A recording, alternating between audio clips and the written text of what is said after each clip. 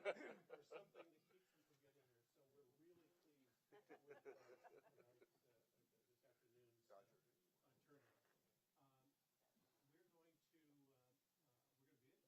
I want to make sure before I do that, because usually do this at the end. Someone puts this together every year that is always in the background, and that's a lot about what goes on in public relations. And usually at the end, someone says, oh, by the way, I want to thank somebody who really was responsible for this, and that's Jim Motzer. So thank you, Jim. There's a lot of effort that goes into this.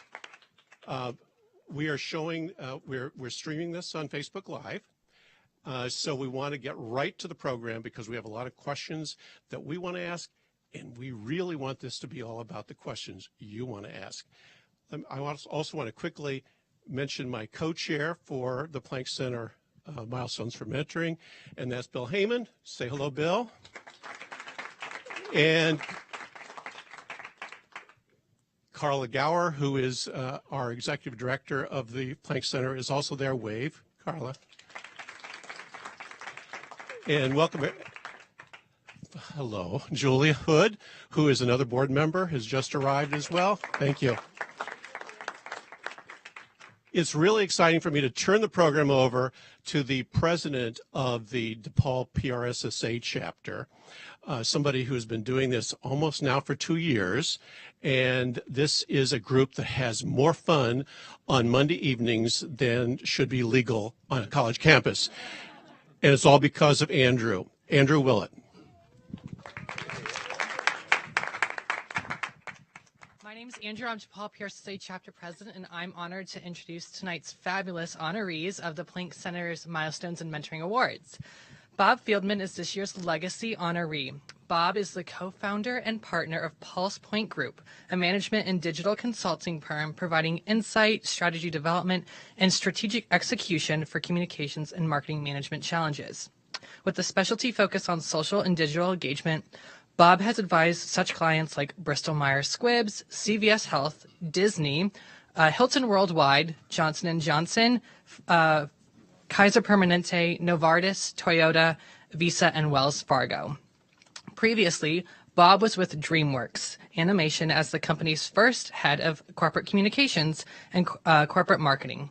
Bob lived in New York and was for 8 years president and chief executive officer of GCI Group.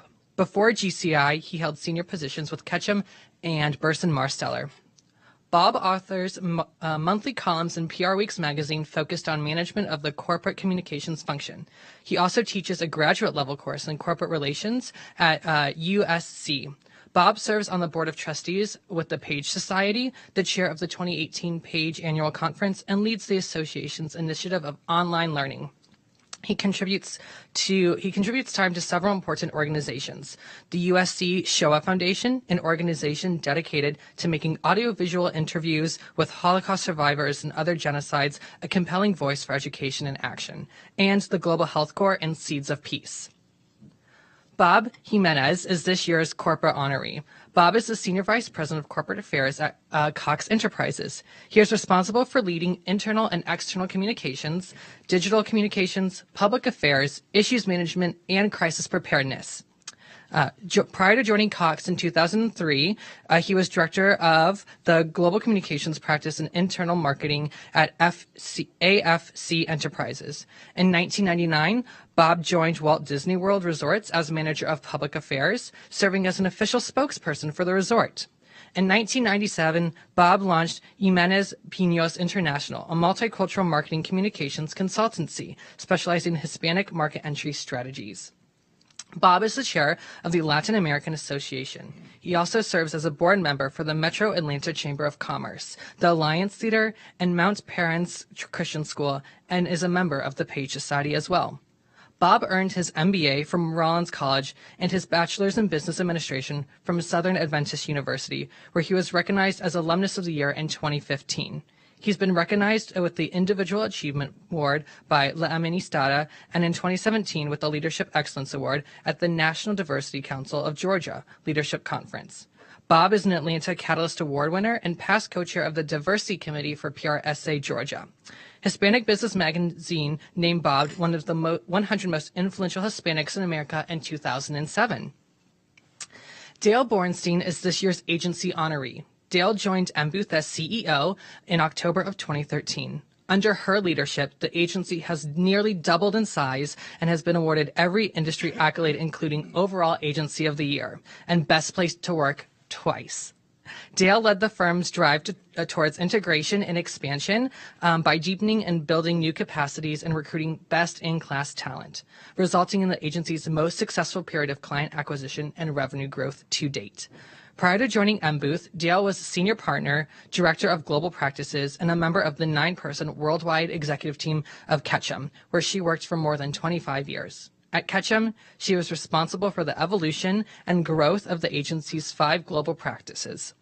Dale was recently been appointed a 3-year term to the board of PR Council. She is a member of Women in Communication and has served as a judge for the industry and marketing award programs, including PR Week, Silver Anvils, and the Effie Awards. To round it out, Dale's been named PR Week's Powerlist twice. Dr. Kathy Rogers is this year's education honoree. She joined the Loyola faculty in 1990. Kathy's work with students in a prestigious national public relations program has placed the School of Mass Communication in the national spotlight.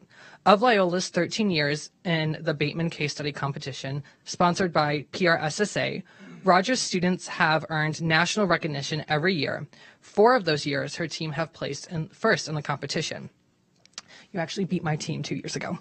Rogers earned her PhD in journalism and mass communication from the Scripps School of Journalism at Ohio University, where she also earned a certificate of the Contemporary History Institute. In 2013, Rogers was named State Educator of the Year by the Public Relations Association in Louisiana. As the Strategic Communications Sequence Head, Rogers has taught the Public Relations Foundations courses, as well as Cases and Campaigns and Public Relations Writing. She also teaches Media and Gender, a course about the role of media in the construction of gender and race. Eric Winkfield is this year's Emerging Leader honoree. Eric joined Petco, a public utility owned by Exelon that provides service to customers in Washington, D.C., and to surrounding communities in Maryland as a communications specialist in January of 2017, and now serves as the public affairs manager. After completing his bachelor's in public relations from Florida A&M University, Eric attended West Virginia University for a master's in integrated marketing communications. Eric served on the national committee of PRSSA as the vice president of advocacy. During his term, he led national program on ethics, diversity, and inclusion for the society. Eric is a member of Alpha Phi Alpha fraternity and serves on the board of advisors for After School All-Stars in Washington, D.C.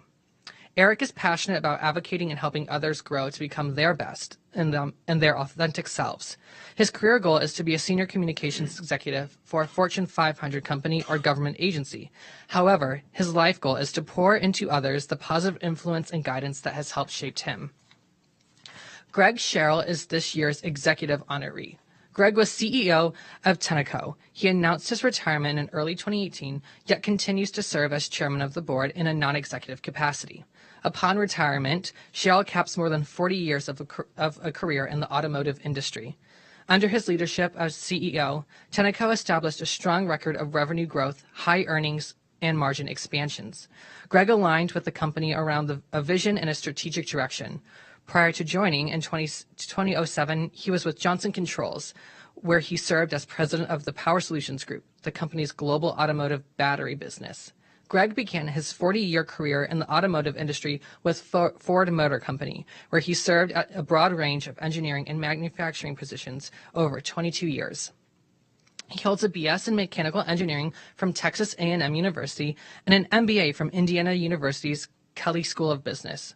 Greg currently serves as a member of the board of directors of the Allstate Corporation and Snap-on Inc. Additionally, he is the honorary vice chair of the board of the National Association of Manufacturers, where he is past chairman of the board and also serves on the National Governing Council of the Wilderness Society. Finally, Tom Burrell is this year's Betsy Plank honoree. Tom established Burrell Communications in 1971 and led the company through 2004. Tom is known for its experience in reaching African American and urban youth markets. By recognizing the unique qualities of the African American consumer market, Tom spearheaded some of the most memorable campaigns in advertising history. A fun fact, a reel of Burrell's advertisements for Coke are currently available in the Library of Commerce and have been archived for its historical significance. Tom retired in 2004 and wrote Brainwashed, challenging the myth of Black inferiority. Brainwashed received many notable reviews, including being named one of the 65 greatest books about race in Ebony magazine's 65th anniversary issue. Tom has garnered numerous prestigious awards, including the introduction to One Club's Hall of Fame, the American Advertising Federation's Hall of Fame, Advertising Person of the Year, the Albert Lasker Award and for Lifetime Achievement Advertising, and the DuSable History Museum Award. Advertising Age named Tom one of the 50 who made a difference and named Tom among the top 100 advertising people who have helped shape the industry. Legally blind since the age of 27, Tom was presented with the Chicago Lighthouse for the Blind's Lifetime Achievement Award in 1998. So without further ado, we will open up the floor to questions surrounding diversity, networking, internship preparedness, and mentorship to our students in the room and our students and those who are joining us over Facebook Live. Unfortunately, we only have time now for one question. So make it good. Yes. Anna. 1 second. Thank you. Hi, I'm Sergio Zarate, Indiana University Northwest. My question's for Bob Jimenez. As a first-generation Hispanic American going into this field, I really had no idea going into this, how I wanted to go about networking and all that sort of ideals and such too. What sort of tips because, I have the difficulty even explaining to my parents, what it is I do. And to this day, they're still like, well, get a real job, It's, but I've been working hard, I've been helping them out as well because being the oldest of 3 younger brothers and such too. It's just, how do you really go about maintaining not like your sanity in a sense through all of this, having to go into this sort of with no real connection beforehand, helping your parents out who barely speak English and helping raise 2 younger brothers who are holding you to the example of that. So wow. Well, first of all, I commend you on what you are embarking upon right now. I mean, that is a big road ahead of you, and I admire what you're doing. I mean, it's interesting because I remember having the same conversations with my parents.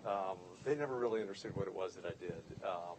But they were able to see things that were happening in my life and improvements that were happening in my life that were as a result of my work. Also, they knew I was happy, and they knew I was pursuing something that I loved, that I was passionate about, that was really meaningful for me in a career. So, my dad has since passed away. My mom is older. They never really understood it, but that's okay. They knew that I had landed in a good place. I was happy. I was able to kind of fulfill my dreams.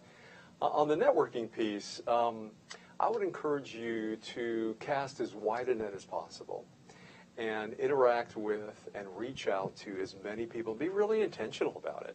Don't be shy, and be very specific about what it is that you want from a particular individual. You will be rewarded for that, and so will they. So don't be shy about that. Go for it. Thank you so much. Yeah.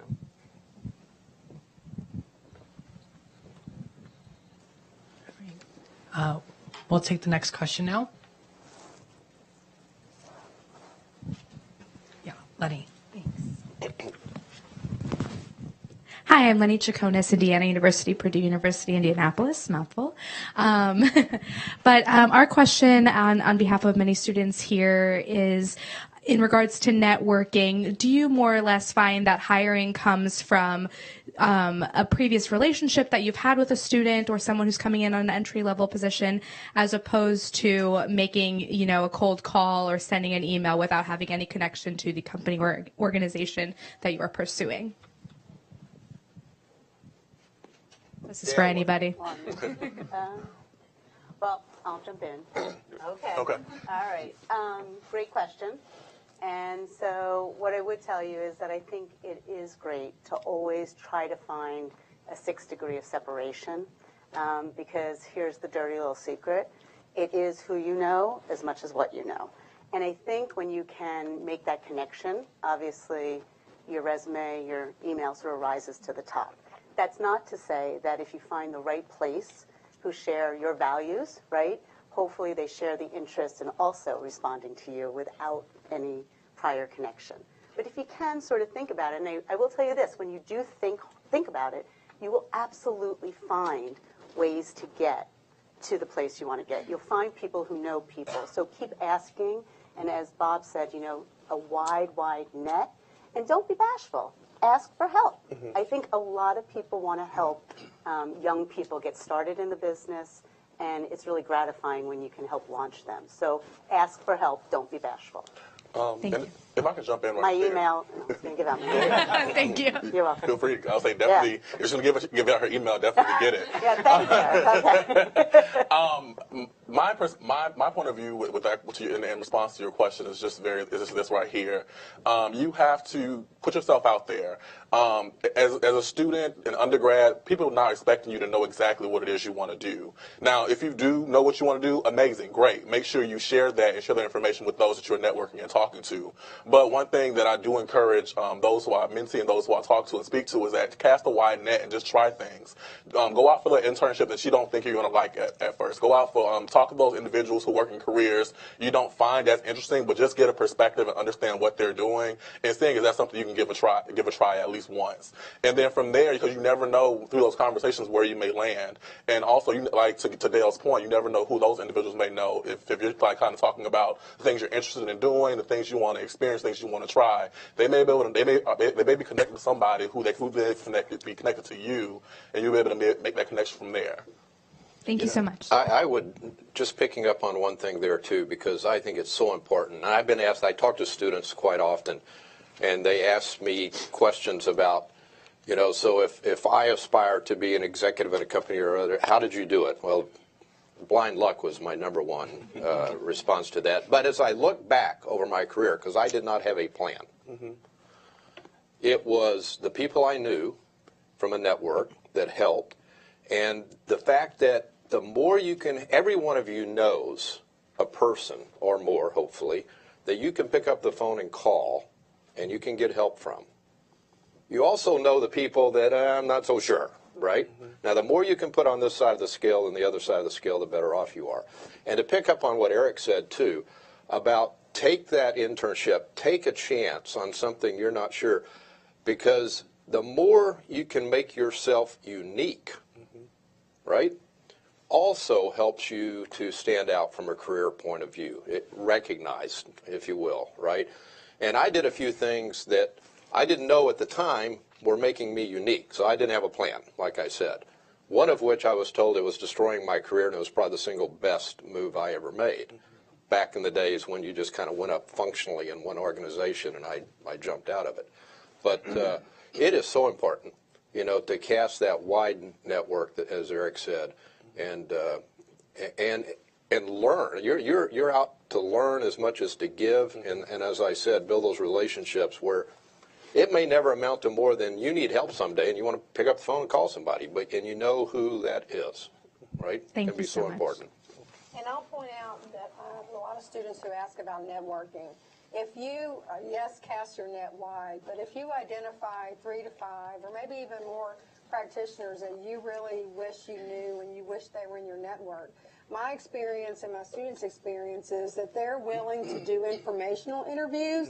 They might not have a job or a position or even an internship available, but especially if you're a PRSSA member, and you have some credibility there, you can reach out to these practitioners and ask for an informational interview of about 30 minutes. And then they know you, and then you've started a relationship. You're building your network in a very intentional way. And a lot of my students are afraid to do that, but I think it's a really good suggestion. And that's amazing that Dr. Rogers brought up, because that's actually a practice that I followed when I was an undergrad. And so, but to take it a step further, when you have those informational interviews, don't be afraid to follow up with those individuals who you reached out to. And when you follow up, like explain to them how you took the advice that they gave you and how you applied it and what were the outcomes, because then that shows that person that you, one, were listening, and two, you thought you thought their time valuable enough and their information valuable enough to be able to share how you applied it to your life and the successes or the failures that you had when doing it. And to follow up, don't just send an email. Everybody sends an email. Yes. Send a handwritten thank you note or a typewritten letter. I like handwritten thank you notes. Right after you meet them, right after you have that appointment, and say what Eric suggested, what you learned, what you got out of it. I think that goes a long way and makes you memorable. Can I ask a question? The audience, how many of you are undergraduate seniors? So it looks like almost half. And juniors? Sophomore, freshman? And any grad school students? Hey, grad school. That's a very good man. Yeah, the only thing I would add, I'm asking because it depends on how much time you still have in school, undergraduate, graduate, and so forth. Is what I would add is the pool of talent out there from an employer's perspective is never as good as it should be.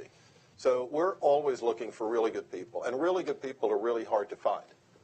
So I think if you're really good, have an advantage.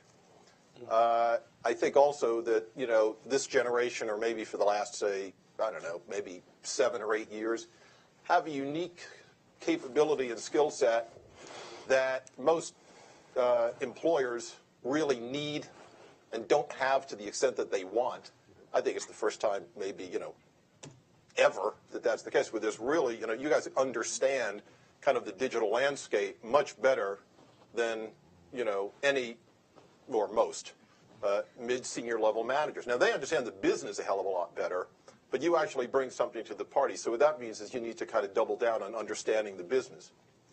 And when you, when you do this networking that people are talking about and interviewing, I will tell you, most people fail at it. Most of you don't do it very well. And you need to do it better. And doing it well is not doing it well enough. So when people come in and interview, you can tell in 5 minutes if they've really studied the company, if they really know what's going on. I know how aggressive they've been in getting internships. And if you do pretty good, if you look around your peers and you're saying, I'm doing pretty well because I see what the average is and I'm doing that, well, we don't hire average. So hold the bar up high for yourself. I mean, all this networking we're talking about and is exactly right. But there's, I don't think I speak just for myself up here. We have a high bar. If you're really good, you're going to get hired. I don't think I've ever let anybody go who's coming out of school who's a rock star. This doesn't happen. You can always afford to hire really great junior people. There aren't enough of them. And, companies make money on you. They don't pay all that much, and they get a lot of value out of you. So you should use that to your advantage.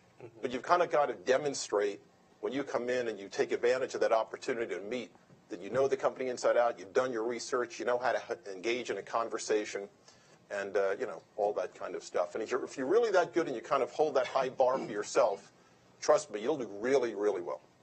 And take advantage of every opportunity that you have. Like, if you're in an internship now, be the best intern in your office. If you're working your school's newspaper now, be the best reporter, best editor. If you're working with the DePaul PRSSA, be the best president, vice president, member, because that's going to really speak to what your experiences are. And that's also what, like, when interviewers are asking you, what have you done, or what tangible skills are you bringing to the table, you're going to be able to bring those experiences that you have in those different venues to the table and be able to actively talk about them and describe what you did, like what the challenges were, how did you overcome them. But you're not going to be able to do that if you're just looking at things that you're doing. It's like, oh, this is just something I do for on the side, or we're supposed to do this because I'm a PR student, so I'm supposed to be in PRSSA. Really lean into the opportunities that you all are afforded and take advantage of them. Like if there's an opportunity to volunteer, to do, I don't know, anything, just make sure you're just doing all that you can to build your experiences and your skill sets. It goes back to what Greg said about distinguishing yourself. Dale may appreciate this analogy. You may or may not remember this, but he used to always it was in the kind of the agency world. I would say, go back, we worked together in Ketchum a long time ago. So we'd have a new business opportunity, right? We'd go pitch some big piece of business. And so I remember sitting around with people often, and like we do training programs and stuff. I say, okay, you get a call from, XYZ company. It's a big new business opportunity. We want you to come in a month and pitch the business. It's a great thing. Okay, what are you going to do? And so we'd sit around and go through this whole process about how we were going to do all these things to make sure, we did a great job. And then it'd say, okay, well, now what do you think Edelman's going to do? And what do you think Burson's going to do? And the answer is pretty much the same, right? So then why do we think we're going to win the business? Because we're more charming? I mean, what is it? So you need to kind of have a healthy respect for the competition, and then figure out, how do I distinguish myself from the competition in order to earn the right either to be employed, as an agency or as an employee? Well, I would say charming's worked for me. Let's just be clear. Right, Bob? Yes. Nice. Let's do it, right? But actually, I just want to build on something that's been said. Especially when you're just coming out of school, I think sometimes it's intimidating, right? How many internships have you had? Do you know how to use some of these online tools? What are your experiences? What are your skills? I mean, here's the deal. A good employer is actually not expecting you to understand the business you're going into, per se, with the skills, per se. What I look for is attitude. I can teach you on the job. I can teach you skills, but I can't teach you attitude. So to Bob's point, when you come in, yes, you should be smart about the company you're coming into. You should know what they do. You should do your homework. But man, you should let us know, or let certainly me know, that you want to work hard, you're resourceful, you're smart, you're a problem solver, you're a team player. You bring an energy and an inspiration that is a value add to my culture, a culture add, if you will, right? And that you want to learn, and that you're intellectually curious. And if you're intellectually curious, you're going to win throughout your career. So don't be intimidated that you don't check all the boxes for like a job posting. Give it your all. Go in there, frame your own narrative. Redefine the position. Tell them why you can do what they want, right? And why you want to learn from some of the best.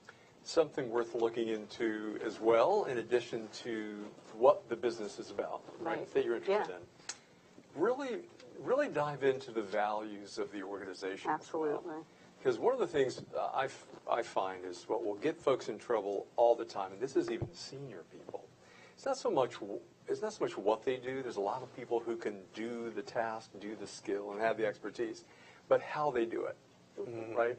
Are they treating people with respect? Do they have a work ethic and integrity around what they do? Do they listen? Do they collaborate and partner?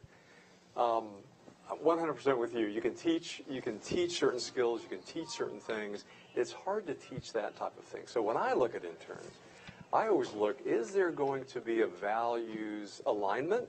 Is there going to be a value fit and a culture fit here? That's one of the other elements I look for as well. Agree, 100%. Nah. He doesn't care about values. Yeah, whatever. Whatever.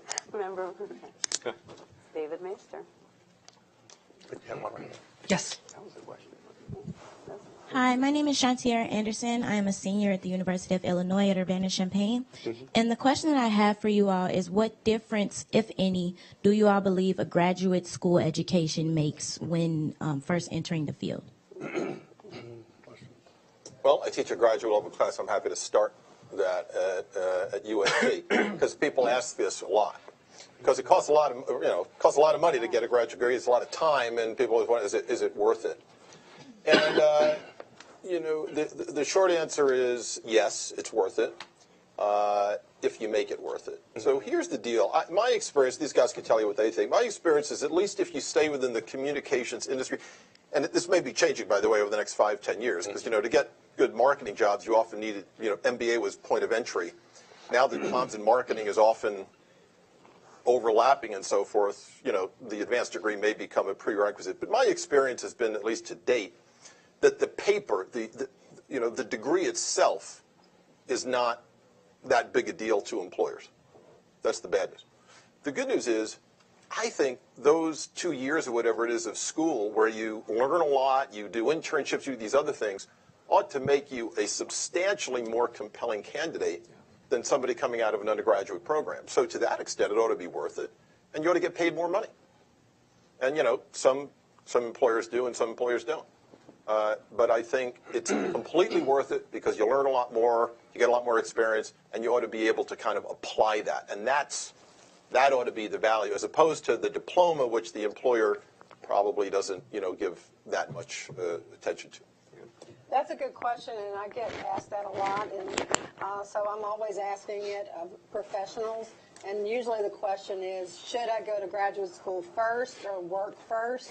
So that's what I'll address and what I've heard, and what has at least been the experience. My experience is that to go straight into graduate school, and maybe some of you who are graduate students did this and it's going to work fabulously for you, so good for you.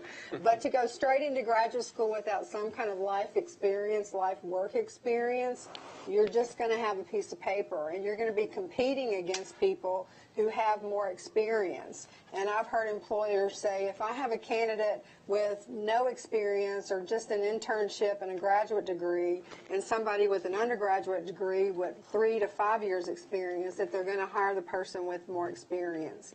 So, and then the other thing, my experience with graduate school is much of the work is independent.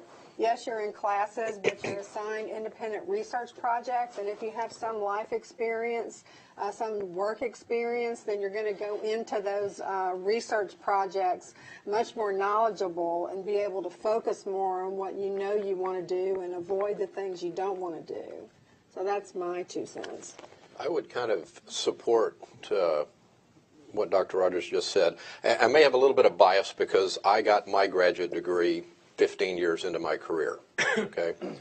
And I had an engineering undergrad and sort of knew I was interested in more the business side of things and thought maybe the MBA would help me. Now, by that time, I had a family. I had 4 young daughters. I was traveling to Japan almost every 3 months on a program. And I wanted to quit about 1,000 times, I can tell you that. And when you do it the way I did it, it took 4 years, not 2 years, of going to night school.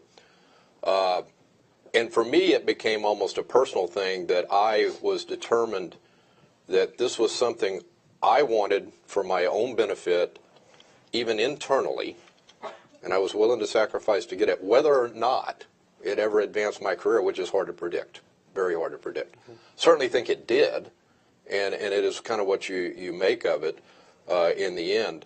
But I do tend to agree that especially as I shifted companies after 22 years from Ford, that it was valuable that I had obtained that after I had worked and had a lot of experience. It was actually more meaningful to me then as well. I really knew what I wanted to focus on in grad school and all of that, and it became a big help. I'm not saying you can't do it the other way. And I mean, everyone's situation is different. Your financial situation may be different, right? Your opportunities may be different, et cetera. Some of which can be completely beyond your control, right? But, I do think there's probably pros and cons, but there's, I think, a great deal of benefit for you personally, as well as someone looking at your resume, if you do have that work experience that is then coupled with the graduate degree. But I'm not saying that's the only way. I mean, it can certainly be done. Can I speak to the con side of it? Your graduate degree is not specifically directed towards any particular company. If you have experience within a particular company and you know what you need to learn and know what the direction is that you need to go in, that experience spent on the job is going to be more valuable than a general advanced degree. Another thing is that in our company, in a number of cases, we have paid for people to get their graduate degrees. And so get the experience, get in a situation where you make yourself valuable enough to have the company help you get your graduate degree, which will be also more specifically targeted to helping that company. And if I may weigh in, so I get asked this question a lot, just by friends, folks who are at FAMU right now, because I decided to go to grad school right after I completed my undergraduate degree. I I want to start this conversation by saying that I really want folks to stop looking at a graduate degree as the end all be all to advance, and understand that it's just it's a tool to add into your tool belt so you can further shape and mold your career. Yes, like sometimes if you do have a graduate degree, there are some dollar advancements that are tied to it that you do qualify, but that's not always the case. It really depends on the employer and who you work for.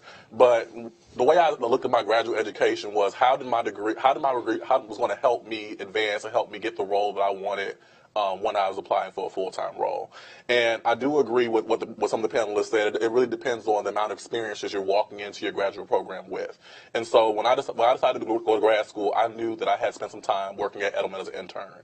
I knew that I worked at NBC Universal as an intern. So I had very prestigious internships under my belt that were going to help carry me through the graduate degree program. But while I was also in my grad program, I also worked for the university in a comms function as well. So if you're going to do it, you're going to have to make sure it works out for you and works out for your story. There is no yes or no, right or wrong answer to this question.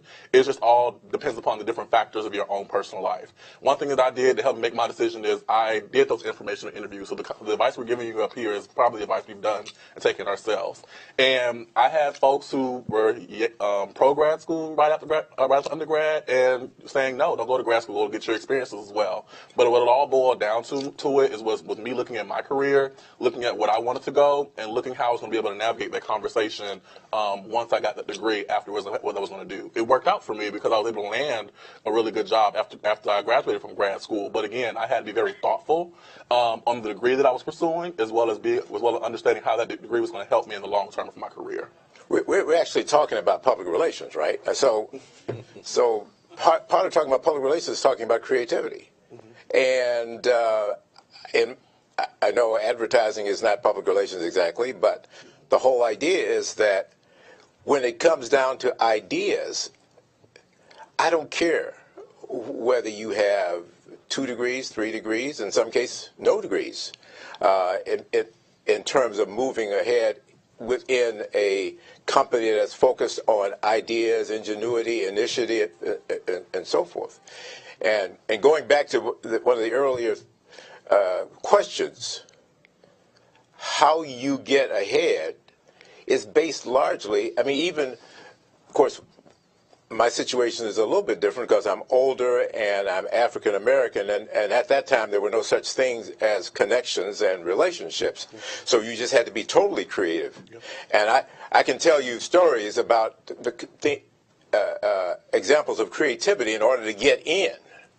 I got into the mailroom.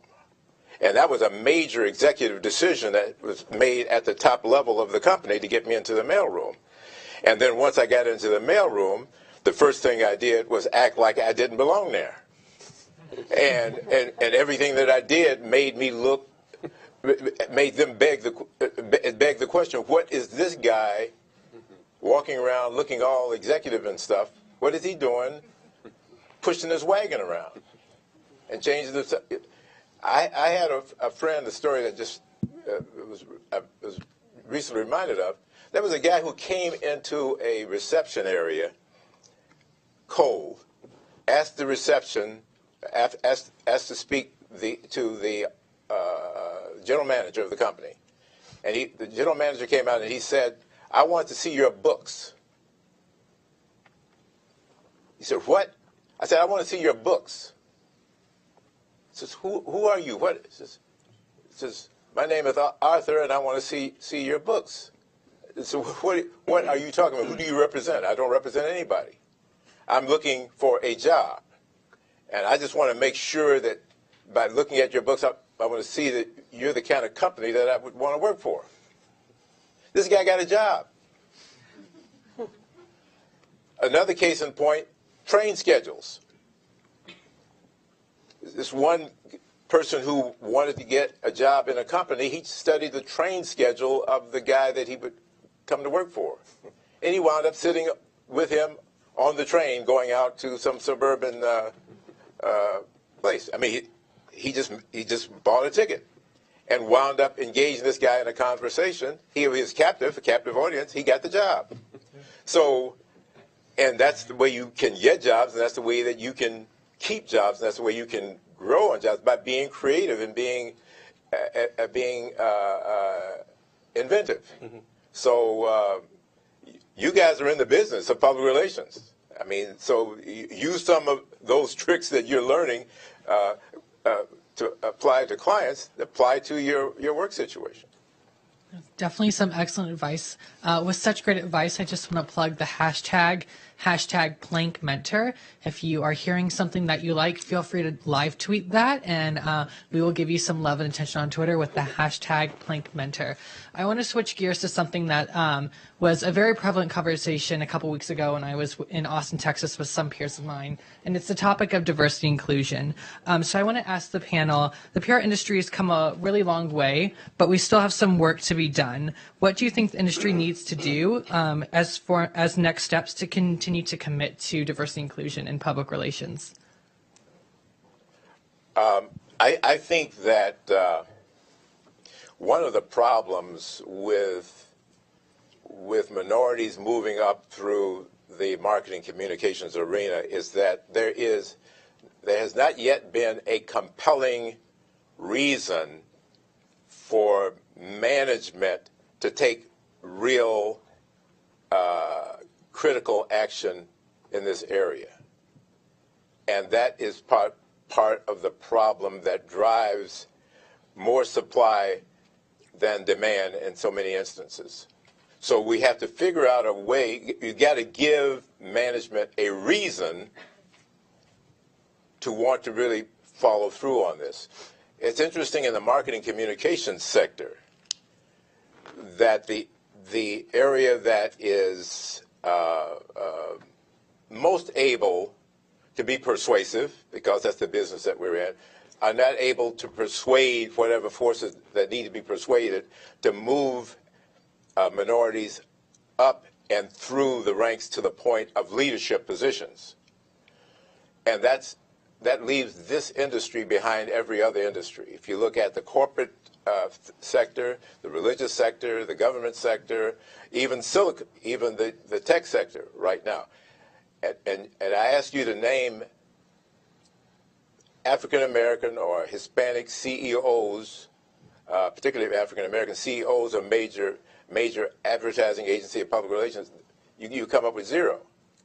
If as opposed to the major corporations, where there may be 7 or 8 CEOs right now, and throughout the history, maybe 25 or 30, and that's where the problem is, that there has not been a compelling, motivating factor to move people up through the ranks to top positions. Because I was in the business back in 1960, and we've been talking about this since 1960. And I know there was a big influx of African Americans in the advertising agency business in the late 60s. And the problem was that there was plenty of supply, but they reached that point where the wall hit them, and then there was attrition. So, when I talk to young people who want to do this, I'll say, well, if you're like me and you have a loose screw and you say you want to go ahead and do it anyway, let's do it. But let me tell you what you're working against. And if you want to do it after I tell you you want to do it anyway, then go ahead and do it, and I'll help you do it. I'll mentor you through it. But it's a very tough situation when there's nothing compelling that says, hey, we've got to do this. I would just speak a little bit from the corporate perspective. Obviously, that's where I spent my career, in some pretty large companies. But, first off, it is, I kind of always start, and for me, operating in 24 countries around the world, sales in 80, diversity meant a lot of dimensions for us, a lot of dimensions. And I found it that if you can appreciate the power that diversity can bring to new ideas, to different ways of doing things because of different viewpoints that you can get on the table, that it can be a huge competitive advantage. Huge competitive advantage. our country is, I think, in the world, somewhat unique in the magnitude of its diversity because how the country was built. Most of the countries that we operated in, there was very little diversity ethnically, racially, that sort of. And the male-female piece is 50-50 everywhere. Okay, we've got that, right? But you get into the others, it's not.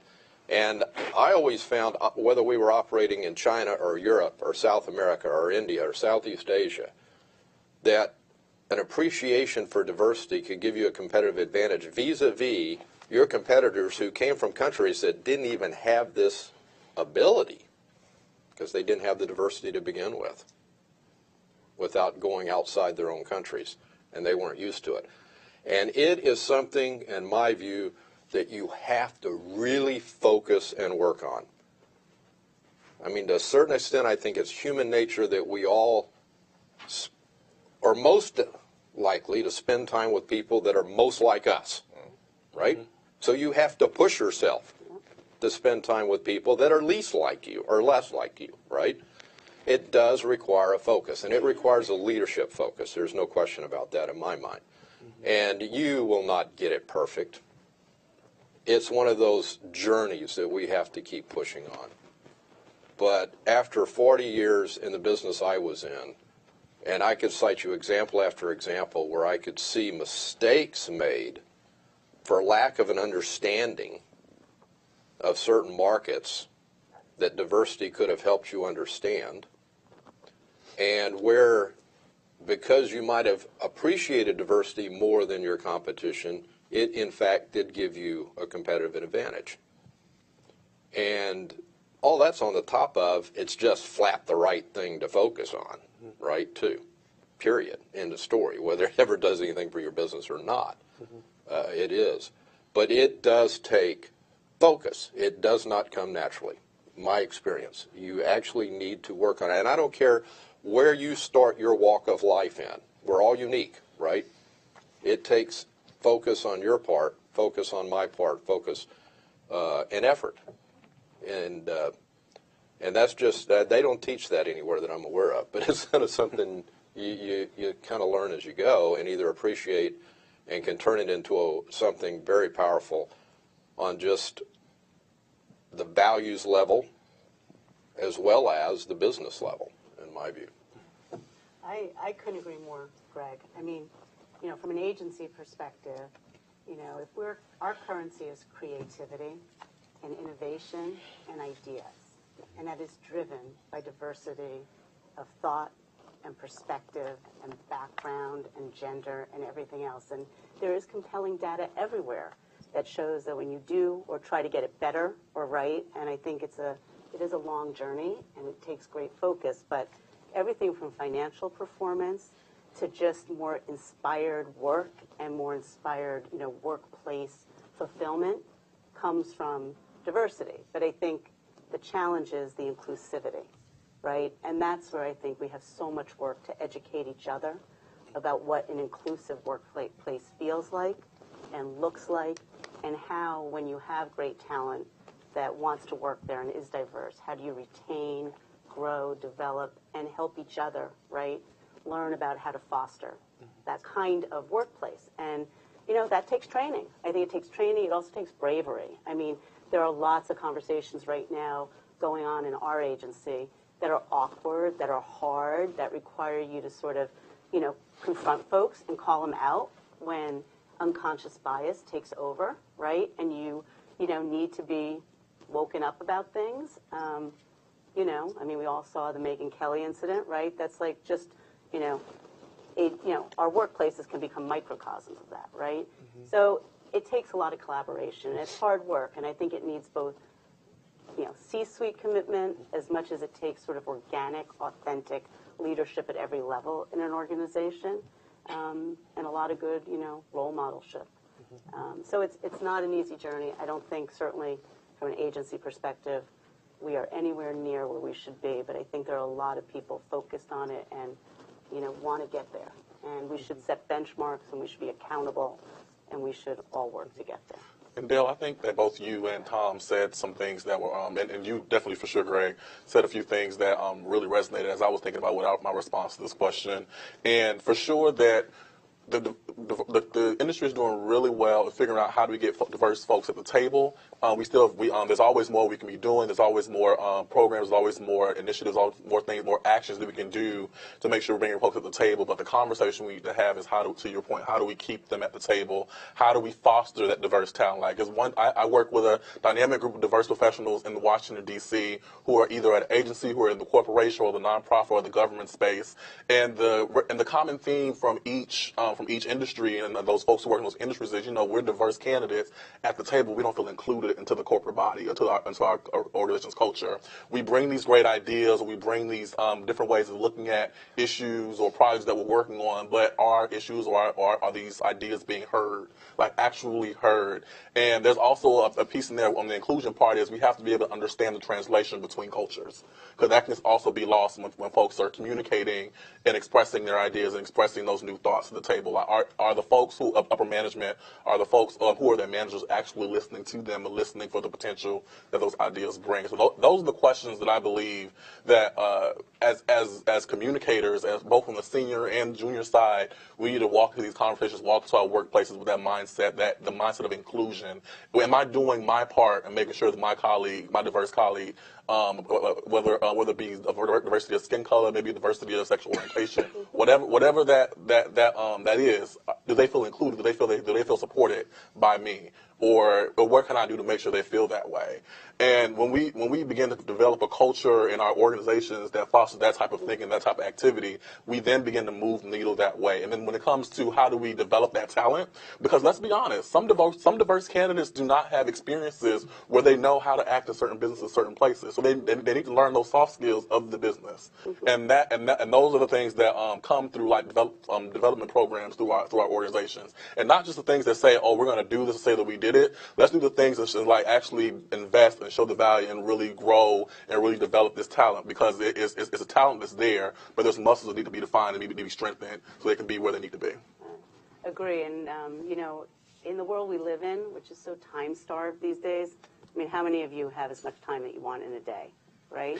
None of us. So here's what is also, I think, exactly what you're saying, Eric, is that to create these diverse, inclusive cultures, right? You want culture add, right? You don't want, like, fit in the culture, right? You want people who are going to add to the culture, right? But that takes time. That takes energy. That takes, sitting down and having management time and really understanding, right? What does that person need, right? Which is different than someone else who comes into the culture with a different background, different experience. So, it's going to take all of us, right, to sort of stop and make this the priority of our time versus, the to-do list, which we could probably take 20% off the to-do list and take that 25% and put it into developing inclusive workplaces, right? Thank you for the fantastic advice on that one. We have about 5 minutes left, and in those last 5 minutes, I'd like to do a quick rapid fire here. If you could each go down the row and tell us what inspires you most about being a mentor. The question is, what inspires you most about being a mentor? Starting here? Sure. Oh, great. Kick it off. What inspires me most about being a mentor is making a contribution to progressive human development. The idea of taking people who are behind you and moving them ahead of you, and seeing how that not only helps give you fulfillment, but helps the world move forward. When I look back and think of those that mentored me, and if I went and talked to them today, they would not have used the word mentor. They didn't know they were a mentor, and they were. And they had this huge impact on my life, my career, probably more my life, to be honest with you, than my career, and the person that I am.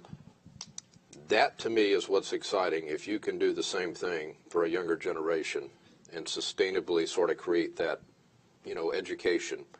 And the fact that every time I've ever engaged with people, I always learn something too. It's not just a one-way street. It is absolutely a two-way street. I would say it's sparking that fire in mentees, or just those who are seeking, like, just a sense of encouragement. I feel like that when you have these goals or you have things you want to do, you see folks who are up on stages or whatever, you see, well, I really wish I could be that way, or I really wish I can do that, and already in their mind to make the goal so far and so unattainable. But being able to be the person who said, you know what, it is not. It's hard work, but it's work that you're able to do. And seeing that light really flicker and really spark in their minds and in their eyes is really something I look forward to doing. And it's why I do everything that I do. I think I said in my bio that my main goal in life in general is to be the one who can really foster and really encourage folks to be their best selves. And whether your best selves, whether it's in a career, in your own personal life, it's just really being a resource to those so they can be exactly what they want to be. I think it's seeing someone thrive and see their confidence level bump up, because you can see, just like you can see the spark, once you're in a relationship with a mentee, whether you call it that or not, you can see when that confidence level goes up, and that really inspires me. So you should never sit next to a good professor because they will take your idea at the time, right? No, I would say the same thing. I mean, I'm totally jazzed when I can inspire someone or help them believe in themselves as much as I believe in them. And I think, confidence is the currency of mentorship, right? And, again, I have to tell you, tonight and today has been so meaningful for me because I am sitting next to, well, not exactly next to, but close to, one of the greatest mentors, in my life. Someone who actually I met when I was an intern at Burson, and he was a hotshot supervisor on the Corning's fiberglass business, right? Right? It's true. It's true. I'm saying how much older I am. Yeah. But he later became my boss, and even throughout my career, when I need the best advice or to believe in myself, I turn to Bob Feldman. Wow. You're welcome. Skipper number. But today, Just do it, Bornstein. I don't want to make you cry, but I mean, today's a good example. I mean, your answer is, it's self-evident why you're the CEO of an agency and doing so well, right? You guys want to hug it out? Or? Later. Well, even more difficult than sitting to a professor is being at the end of this question, because every good answer has been given. The only thing I'll add on to what's already been said is you go into the relationship thinking a certain thing, and this is from your own thinking about what an individual may need or what they may be looking for, how you might be able to help. What's inspiring to me is to see how an individual will take what you provide, whatever it may be, but then make it their own, and then actually achieve something even better than you were even considering in the beginning. So there's this kind of exponential power to it, which I think is the most inspiring thing to me. Whether you're in work in a professional service firm or a manufacturing company like a Tenneco or any other kind of company, I believe at the end of the day, as you grow in your careers, we're all in the talent business. We're all in the talent management business. I don't really care what anybody makes or produces. At the end of the day, success and scale comes from being able to hire great people, nurture great people, develop them, and have them achieve success. You can't do, whatever success you can achieve on your own is relatively limited. And so, the opportunity to do that wherever you are, I just think is enormous. And that's enormously gratifying, for me. I mean, that's kind of, honestly, even though I've been kind of in the agency world most of my career, whatever, what's really kind of inspiring and motivating is to, see people like Dale, to go from intern to CEO. I mean, that's the reward, Awesome. Well, thank you all so very much for being here and for sharing your advice with us. Let's give our honorees a round of applause.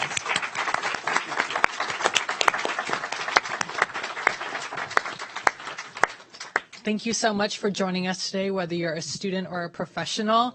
And thank you for coming to the Planck Center Day.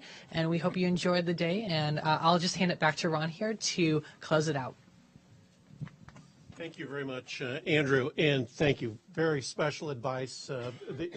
Twitter was full of all your great comments, and we were all taking notes. So, and you all look great on Facebook Live. Yeah, it really looked good. Anyway, what's going to happen next is they're going to stay around for a few minutes so that you can network with them and check out Tom's train schedule. And then we'll be pulling them out to go on. They're going to get honored this evening. So join me in thanking this very special panel.